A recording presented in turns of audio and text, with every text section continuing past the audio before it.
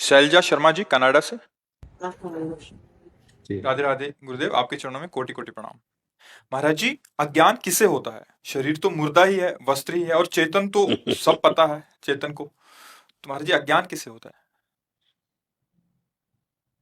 शीशा देखती हो आप? क्या दिखाई देता है? क्या दिखाई देता है शीशा में? अपना भी दिखाई है? अपने अपनी शक्ल दिखाई देती है महाराज। आप यही तो मानते हो ना कि मेरी शक्ल है। इसी को अज्ञान कहते हैं। इसी को अज्ञान कहते हैं। जब तक ज्ञान नहीं होगा तब तक वो समझ में ही नहीं आएगा, सब अज्ञान ही है। गो गोचर जहां लग मन जाई, सो सब माया जानो भाई। मैं और मोर तोर तय माया, जेहि बस कीन्हे जीव निकाया। जैसे आप प्रश्न कर रहे हैं कि आत्म स्वरूप चैतन्य घन है, शरीर जड़ है, इसके बीच में मन है, उसका परिचय पाया। सारा खेल इसी मन का है। मन ही बंधन और मोक्ष का कारण है।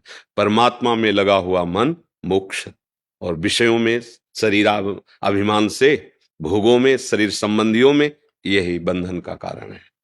ना आत्मा का कभी बंधन हुआ है, ना है, न कभी होगा। पर भ्रम से हम अपने आप को मन मान बैठे, तन मान बैठे, और मन और ज्ञान इंद्रियों के द्वारा भोगों में सुख ढूंढने लगे।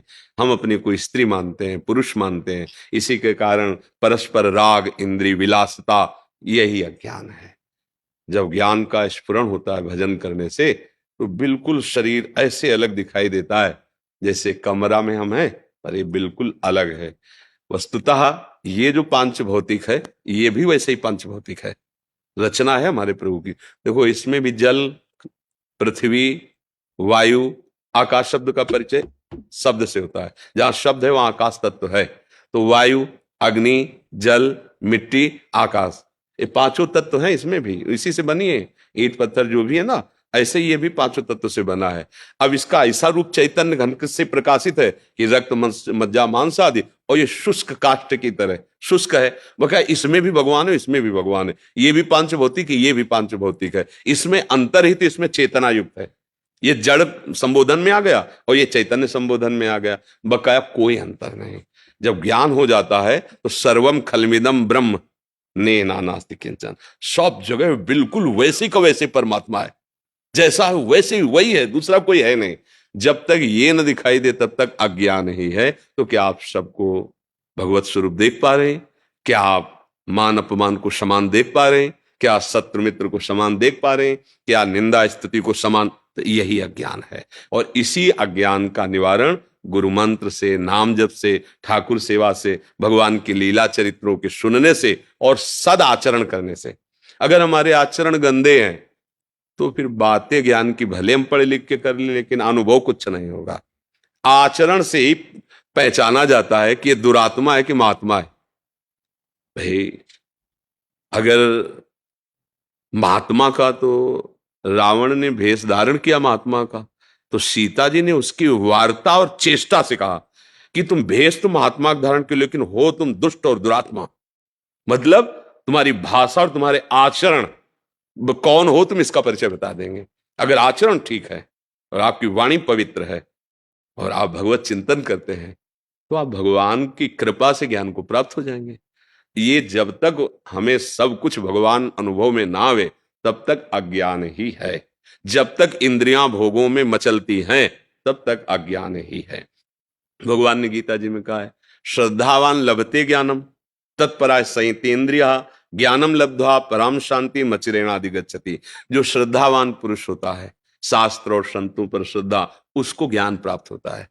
कौन सा ज्ञान? हमें क्या करना चाहिए, क्या नहीं करना चाहिए। अभी वो सच्चा ज्ञान नहीं, अभी चलने वाला ज्ञान। इस ज्ञान से वो अपनी इंद्रियों को अधर्माचरण से हटा लेता है। और जे ही धर्माचरण आचरण पवित्र हुए, जितेंद्रिय हुआ, अब भजन के प्रभाव से उसे शुद्ध ज्ञान होता है, जो आत्म का, आत्मज्ञान जिसे कहते हैं। अब उसकी जो स्थिति है, परम शांति हृदय में आ गई। आनंद, मन आनंदमय, चित्त आनंदमय, बुद्धि आनंदमय, अहम आनंदमय, वो आनंदमय आत्मस्वरूप सर्वत्र अनुभव में आने लगता है। अभी तो ककारा भी नहीं आता, जैसे कहे ना, तो अभी परमार्थ का, जिसे परमार्थ कहा गया, ककारा भी नहीं आता। तो ऐसा करे सहज भाव में, हे प्रभु मैं आपका हूं, और जो नाम प्रिय लगे खूब नाम जप करो, और जिनको आप जानते हैं गंदे आचरण है उनको मत करो। फिर आप देखो आपकी उन्नति, अध्यात्म उन्नति होने लगी, आपको शांति मिलने लगी, आपका हृदय आनंदित होने लगेगा, आपको सुंदर सुंदर ज्ञान की स्फुरणाएं होने लगेंगी। आगे बढ़ोगे तो सुंदर लीलाओं का दर्शन होने लगे।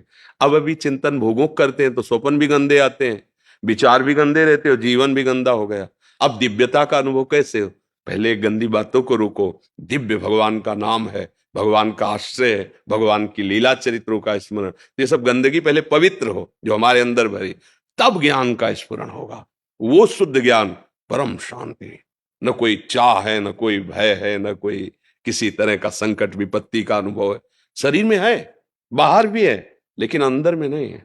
अभी क्या है, बाहर व्यवस्था है, सब बढ़िया ऐसी लगा है, वो अंदर छाती जल रही है, क्योंकि जो चाहिए वो अंदर चिंतन नहीं है। इसलिए भगवान अनन्यस चिंतयन्तो माम, भगवान का चिंतन, भगवदाश्रय, इसी से शुद्ध ज्ञान का प्राप्त